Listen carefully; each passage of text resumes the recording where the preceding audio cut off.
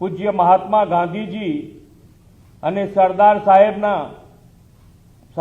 સાહેબની પાવન ધરતીની ગરિમાને પણ ઠેસ પહોંચાડી છે। ગુજરાતીઓ વિરુદ્ધની કોંગ્રેસની આ માનસિકતા આજકાલની નથી પણ વર્ષોની છે।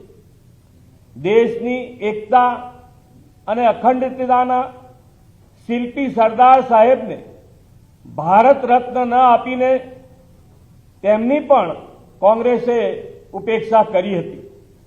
જ્યારે વડાપ્રધાન શ્રી મોદી સાહેબના નેતૃત્વમાં સરદાર સાહેબની વિશ્વની સૌથી ઊંચી પ્રતિમાનું નિર્માણ થઈ રહ્યું હતું, તેમાં પણ અડચણ ઊભી કરવાનો પ્રયાસ કર્યો હતો।